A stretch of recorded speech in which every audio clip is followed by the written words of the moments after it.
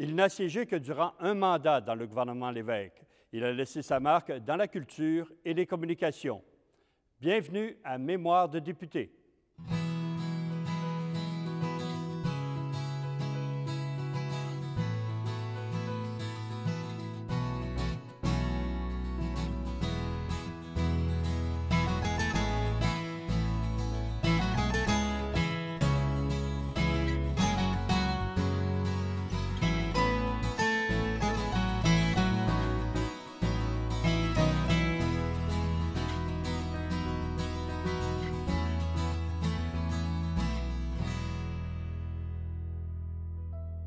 Bonjour, M. O'Neill. Bonjour. M. O'Neill, vous avez dirigé le ministère des Affaires culturelles durant 15 mois environ. Un des dossiers que vous avez fait progresser, c'est l'agrandissement du Musée national des beaux-arts de Québec. Là, il fallait vraiment prendre de l'expansion. Oui, parce qu'il s'agissait d'intégrer l'espace de la vieille prison et en même temps construire une aile de raccordement, c'est là où est située maintenant l'entrée principale du musée.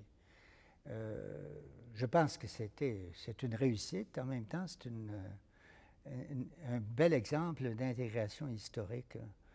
J'espère que ceux qui vont être responsables du nouvel agrandissement du musée feront les choses aussi bien, là. Parce que là, il y a quelque chose de plus délicat que l'intégration d'une prison. Il s'agit d'intégrer un monastère et un cloître.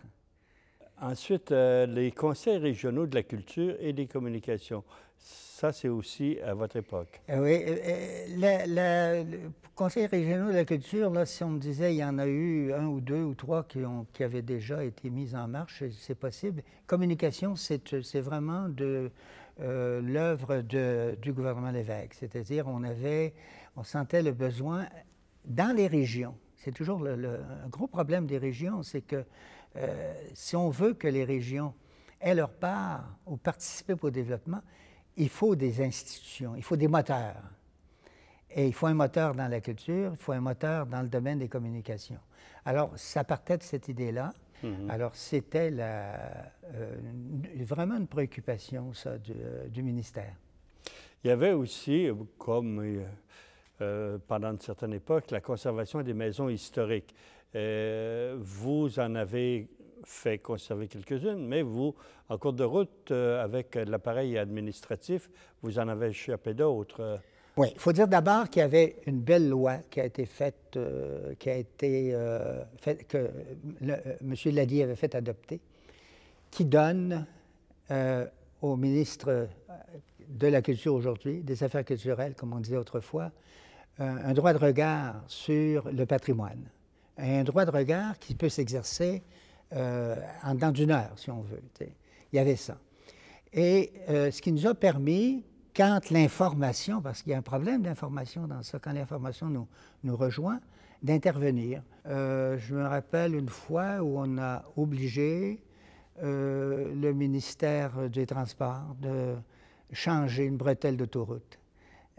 Parce que... À quel endroit? C'est quelque part dans Yamachiche, dans ce coin-là. Parce que, selon leur plan, il fallait...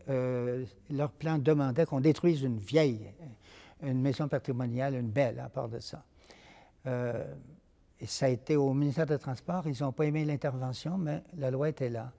Je me rappelle d'un cas où on a sauvé un presbytère qui avait 250 ans dans le bout de Nicolette. Et pour découvrir à ce moment-là que c'est un de mes confrères qui était en théologie, qui était curé dans l'endroit-là, on l'avait sauvé parce que les mariés trouvaient que ça coûtait trop cher de chauffage. Et après coup, j'ai appris qu'ils étaient bien contents qu'on ait sauvé leur presbytère. Là où on a connu un échec, c'est que nous avons perdu la maison de Montcalm à Beauport, qui était déjà située dans un arrondissement historique pourtant, mais nous sommes intervenus trop tard. En fait, il aurait dû y avoir des procédures entreprises à l'intérieur du ministère pour qu'elles soient officiellement classées. Et ça, là, il y a eu des lenteurs. et il y a eu un entrepreneur plus vite. Et finalement, je pense qu'historiquement, c'est une grande perte. Hein. Mais ça arrive, c'est des choses de ce genre-là. Mais la loi comme telle, là, je dirais, c'est la loi de M. Lallier, c'est un gros pas en avant. D'ailleurs, je dirais, dans tout le domaine du patrimoine, des arts de la culture, le passage de M. Lallier a été un moment important dans l'histoire du Québec. C'était vraiment l'homme du patrimoine, l'homme de la sensibilité artistique. D'ailleurs, au fond, si nous avons une si belle ville à Québec, nous le devons en grande partie à Jean-Paul Lallier, il faut bien le reconnaître. Hein. Mm-hmm. En 1978, M. Lévesque vous déleste, en quelque sorte, du ministère des Affaires culturelles. Vous conservez les communications. Est-ce que vous êtes content, déçu, soulagé? Je pense que d'avoir des communications, j'étais content parce que j'avais appris, c'est curieux, hein? Quand je suis arrivé, il me semble que j'avais plus de connaissances concernant le domaine culturel, mais sur place, j'ai appris ce que c'était les communications. J'avais de très bons contacts avec des gens qui s'occupaient de câbles de distribution, avec Bell Canada, des gens qui travaillaient dans ce secteur-là. On avait en marche le projet de TV5. Le projet de TV5 date de cette époque, hein, où on a fini par introduire le TV5 au Québec. Mais c'était à l'époque, on avait des très grosses difficultés à affronter. Je me rappelle d'un temps, on faisait des débats pour savoir s'il y avait moyen d'aller accrocher le signal de Saint-Pierre-et-Miquelon puis l'amener sur la rive nord et après ça le retraverser. C'est une histoire, finalement, la technique a réglé tout ça. Et dans le domaine des télécommunications, des communications, ça a l'air un peu technique, là, mais pensons à l'idée de la modernisation de la téléphonie au Québec. Le passage de l'unité du client sur par ligne de 4 à 1, par exemple. Le rétablissement de lignes qui était complètement déficiente. Hein. Il y a eu le développement de Radio-Québec. Radio-Québec a été, à un moment donné, théoriquement rattaché aux affaires culturelles, aux communications, et c'est nous qui avons préparé la loi de Radio-Québec, mais c'est mon ami Vaugeois qui finalement était là au moment de la présentation. Mais c'était un gros travail, ça, parce que ça aussi, c'était un nouveau Radio-Québec. Hein. Monsieur le ministre des Communications propose que soit maintenant lu la deuxième fois le projet de loi numéro 5, loi modifiant la loi de l'Office de radio-télédiffusion du Québec. Monsieur le ministre des Communications. Je note dès le départ que l'essentiel des changements proposés, que je décrirai plus loin, s'articule autour de la consécration de la vocation régionale de Radio-Québec. C'était l'ancien Radio-Québec. Il y a eu un premier Radio-Québec symbolique qui était sur papier au temps de Duplessis. Ouais. Et puis, après ça, il y a eu ce développement. Il y a eu un bon développement, je pense. Il me semble qu'il y en a eu un au temps de M. Jean-Jacques Bertrand et ensuite Radio-Québec moderne. Ça aussi, c'est une belle chose. Hein? C'est un beau pas en avant. Hein? Mais il y avait toujours le contentieux avec Ottawa sur le câble. Oui. Ça a été une longue bataille qui finalement a été perdue. Ça a été perdu en vertu d'une interprétation que les juges ont faite d'une clause de la Constitution qui attribue au fédéral, en théorie, tout ce qui est un peu de communication interprovinciale. Et dans un article qui finit un peu par genre, etc., là, tu sais, tout ce qui allait venir. Évidemment qu'à l'époque, ils ne savaient pas qu'il y aurait ni du câble, ni du téléphone, etc. Alors, ça a été perdu comme ça. Il y a eu une tentative pour reprendre le dossier par une présentation d'un projet qu'on avait présenté à une conférence à Charlottetown, ce qu'on appelle la délégation oblique, celle qui existe dans le domaine du transport, par exemple. Mais c'était ma bonne amie Jeanne Sauvé qui était à l'autre bord de la table. Alors, nous avions beau être des anciens camarades de JSC, ça n'a pas marché. Alors, Jeanne a dit « On ne touche pas à mon câble ». Est-ce que ça a été lourd comme perte pour le Québec sur la câblodistribution, si on regarde ça 30 ans plus tard? Difficile à évaluer. Je pense que c'est un retard et c'est une absence, c'est une perte de compétences. C'est une perte de compétences. Il faudrait rattacher ça à tout. Il ne faudrait peut-être pas isoler ça du dossier de la radiodiffusion et puis des autres moyens de communication. Là. Ce serait peut-être plutôt comme ça je serais porté à le voir. Et j'appellerais ça un dossier en suspens, moi. Enfin, on n'est pas mort depuis ce temps-là. Mais il reste que si on emploie l'expression souveraineté culturelle, prenons cette expression qui était chère à M. Bourassa, si je me rappelle bien, il y en manque quelque chose, là. Il y a un vide, là. Vous parliez tout à l'heure de radiodiffusion, de télédiffusion. Vous avez tenté, en tout cas, amorcer une réflexion pour créer un Conseil québécois de la radio et de la télédiffusion. Un CRTC. Un CRTC québécois. Ça n'a pas marché. Qu'est-ce qui n'a pas marché? Non, ça n'a pas marché, mais ça n'a pas marché de l'intérieur. La résistance est venue tout à fait de l'intérieur. L'intérieur du gouvernement? Non, du monde journalistique. Ah oui? Oui, du monde journalistique et après de M. Lévesque. Du monde journalistique qui ont vu un danger d'une sorte de tentative de surveillance, disons. C'est-à-dire, ce même monde qui n'ont pas l'air à trouver que le CRTC est un danger ou surveille, ne voulait pas que quelque chose vienne du Québec. C'était une réaction un peu viscérale. C'est venu un peu de M. Lévesque comme ceci, c'est que M. Lévesque, ancien journaliste, était très sensible.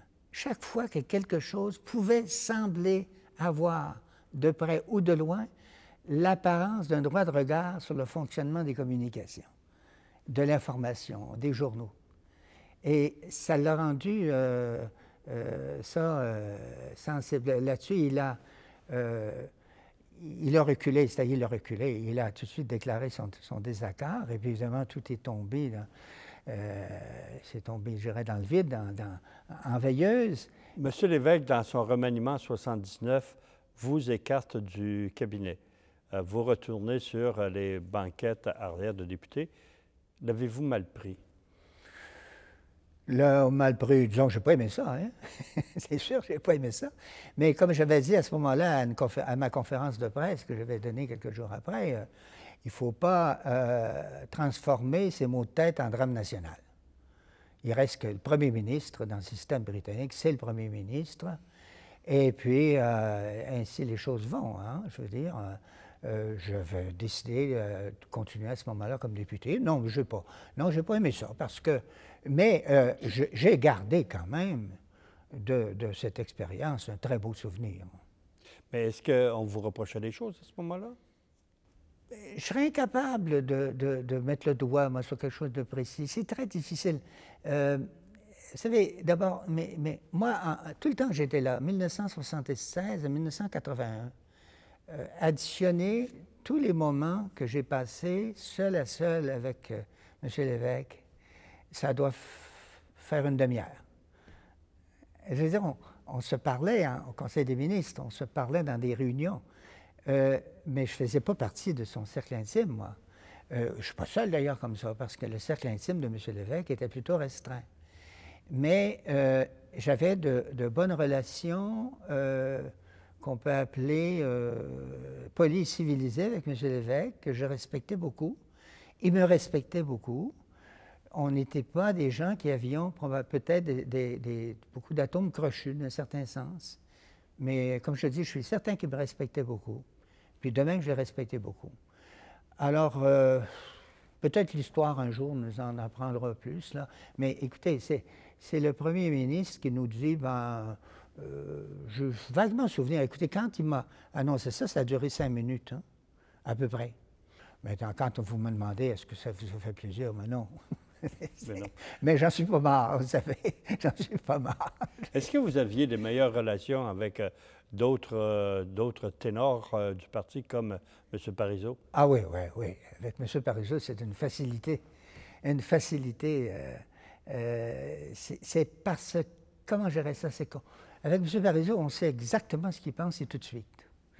Et puis je me rappelle quand j'étais ministre là, et qu'à un moment donné, il m'arrivait une demande d'urgence, une troupe de théâtre, disons, à Montréal, qui criait famine. Et ça arrivait, d'ailleurs, M. Parizeau disait, c'est toujours le vendredi à 4 heures. Là, tu téléphones vendredi à 4 heures, puis tu dis, monsieur le directeur de théâtre à Montréal va mourir s'il n'y a pas de sa subvention. Bon, parce que c'est à peu près ça qu'il nous disait au téléphone. Et puis M. Parizeau disait, c'est vendredi 4 heures. Et c'était très, très, très rapide. C'était des liens amicaux aisés. Mais ça, c'est des questions de personnalité, ça. Mm-hmm. On est comme ça dans la vie. Il y a des gens avec qui ça donne mieux, puis d'autres moins bien. Tu sais, avec Camille Lorrain, ça allait très bien aussi. Tu sais. Mais cette espèce d'ouverture directe, là, comme M. Parizeau, c'est pas quelque chose qu'on trouve à toutes les portes. Hein? Et au référendum de 80, vous étiez toujours député. Est-ce que vous avez eu une participation assez active? J'ai eu une première participation au début parce que dans la région de Québec, c'est dans mon comté que M. Lévesque est venu, là-bas. Il a ouvert sa campagne référendaire dans Chauveau. Ah, il y avait une raison à ça? Je ne sais pas. Ça fait partie des secrets. Qui l'emporte avec lui. Très aimable, et puis, oui, là, c'est ça, ouvert dans Chauveau. Donc, et j'ai, à partir de là, moi, j'ai organisé un certain nombre on appelait ça des assemblées de cuisine, des petites rencontres, etc. On n'a pas fait appel à moi beaucoup de l'extérieur, 2 ou 3 reprises seulement, je pense. Je me rappelle d'une extrêmement intéressante à l'Apocatière, entre autres, où j'avais expliqué aux étudiants que quand on votait oui, en fait, dans les fêtes, pratiquement, c'était un oui pour l'indépendance. Que je me rappelle, à l'Apocatière, il y a une dame qui s'était levée à l'arrière, puis elle a dit, écoutez, moi je suis libéral, puis je suis fédéraliste. Et puis, je vais vous poser la question, est-ce que pour vous, un oui, c'est un oui à l'indépendance? Puis j'ai dit, oui, madame. Elle a dit, merci. Alors, je veux dire, c'était comme ça que je le voyais. Et je crois, en fait, que si on avait gagné en 80, moi, j'ai l'impression que les choses basculaient après. Hein? Enfin, ça fait partie peut-être ça de de mon optimisme historique, là. Mais c'est comme ça que je voyais les choses. Auriez-vous préféré une question plus directe? Oui. Oui. Oh, oui. Affaire courante. Déclaration ministérielle, Monsieur le Premier ministre. Je soumets aujourd'hui à nos compatriotes le projet d'une question qui leur permettra, le printemps prochain, de franchir une étape décisive. C'était... je n'étais pas le seul, d'ailleurs. Je me rappelle dans une rencontre que j'avais avec M. Parizeau. J'étais avec Michel pour le croiser au Parlement, puis il nous expliquait comment ça ne marchait pas, cette histoire-là. Mais M. Parizeau, d'ailleurs, s'était retiré le Conseil des ministres au moment où ils ont voté sur la question. Hein? Ah bon? Il s'était retiré. Et puis, mais il y avait une autre manière de voir les choses, c'était de dire, peu importe la question, les gens ne lisent pas la question, c'est trop long. D'ailleurs, la campagne, elle s'est faite sur quoi? Elle s'est faite, ce sur quoi elle aurait dû se faire de façon très directe, elle s'est faite sur le principe, le problème de l'indépendance ou de la souveraineté. Elle s'est faite là-dessus. Les gens parlaient de ça. Et quelles conclusions vous tirez de tout ça, là, pour la suite des choses, notamment après ça, si c'est venu la réforme constitutionnelle et tout et tout? Il y a ce qui s'est passé, il ne faut pas oublier, il y a une partie qui était un peu pénible, là, le lendemain du référendum, le recommencement des pourparlers, qui a traîné, je pense, jusqu'au beau risque, jusqu'en 84. C'est un chemin qui a été choisi.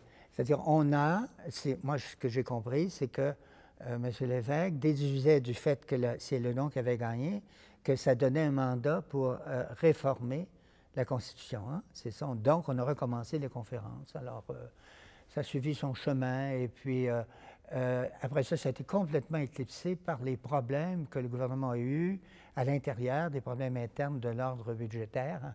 Rappelez-vous les crises de 82, 83. Ça a changé. Là. C'est comme si ça avait été sorti de l'écran radar, hein? À peu près ça, pour aboutir finalement en 85 à l'affirmation nationale. Ça, c'est comme pas... C'est un petit pas en arrière, c'est pas un pas en avant. Puis, une résurgence plus tard avec M. Parizeau. Pour moi, l'histoire, la reprise de l'histoire s'est refaite avec M. Parizeau. Pourtant, en 81, pour les élections de 81, quelques mois avant, vous avez décidé de ne pas vous représenter. Pour quelle raison?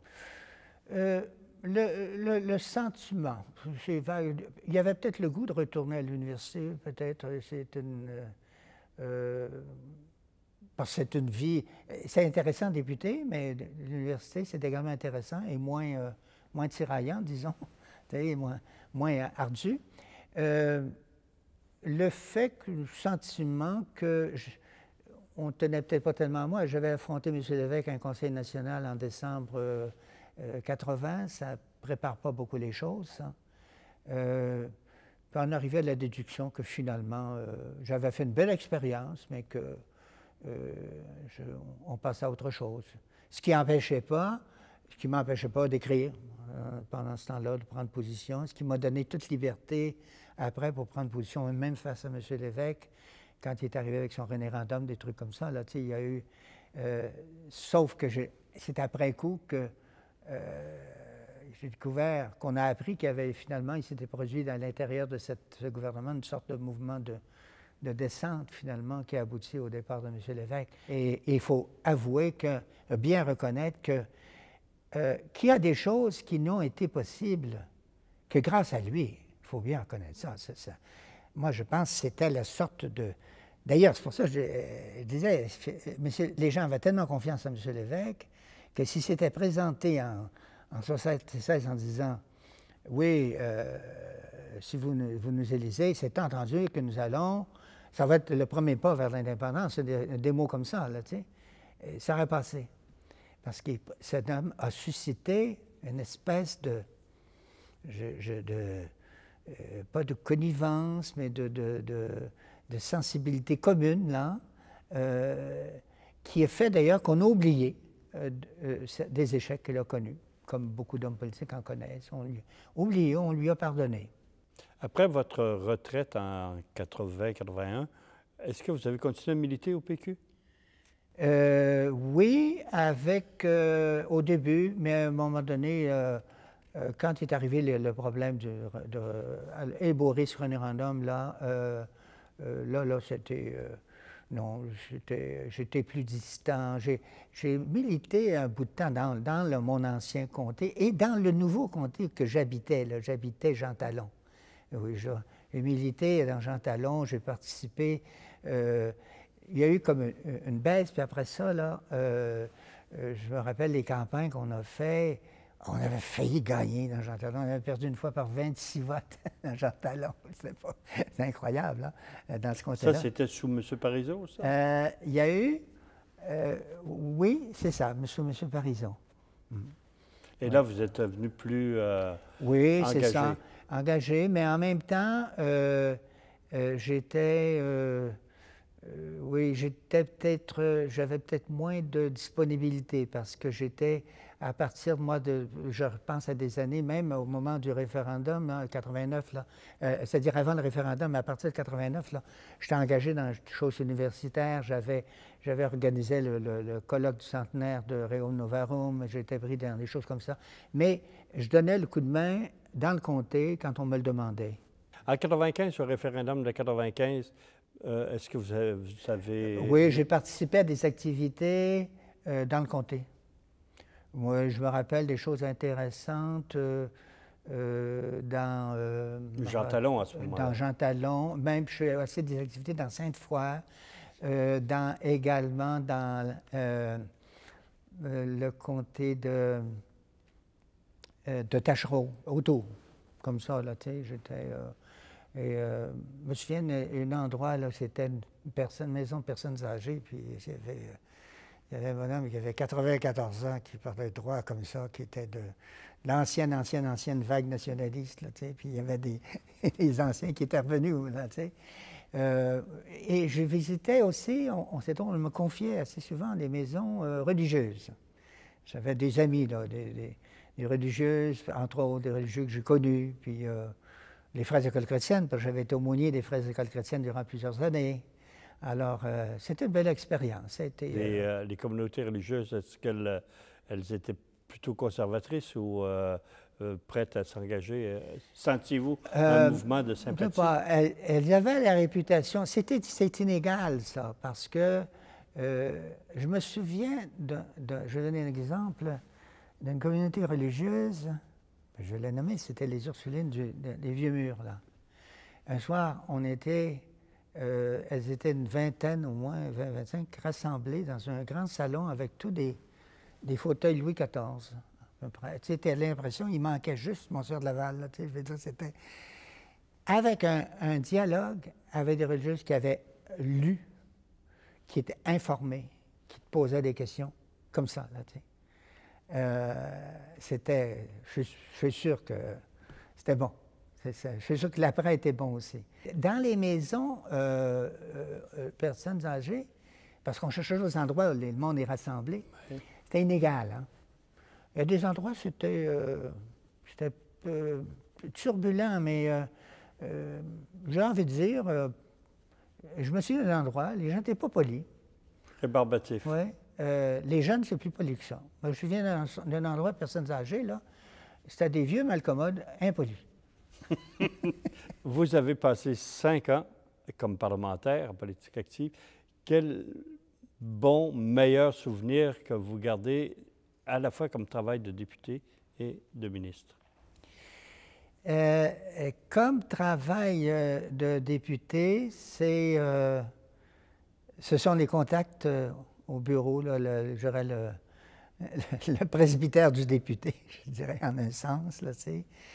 Ça, et la connaissance de la vie sur le terrain, là, tu sais, c'est vraiment ça, l'initiation à la vie réelle des gens, tu sais. Comme député dans le comté, j'entends. Comme député et ministre, c'est la loi 101. Et tout ce qui l'entoure, hein? Le livre blanc, la loi 101 elle-même, le débat, ensuite certains dossiers affaires culturelles, puis comme je dis, des dossiers plus prosaïques, je pense à la téléphonie, au contact avec cet univers des communications que j'ai appris à connaître de beaucoup plus près, là, tu sais, les tournées ministérielles. Les tournées ministérielles, ça a été important dans ma vie. Disons, une expérience humaine que je dirais qui vaut 2 ans pour un, en un sens. C'est ça la différence. Hein? Et qui fait que quand tu retournes à l'université, que tu participes à un débat au conseil syndical, par exemple, ou à l'assemblée des professeurs, ou dans des dossiers comme ça, c'est pas tout à fait la même chose.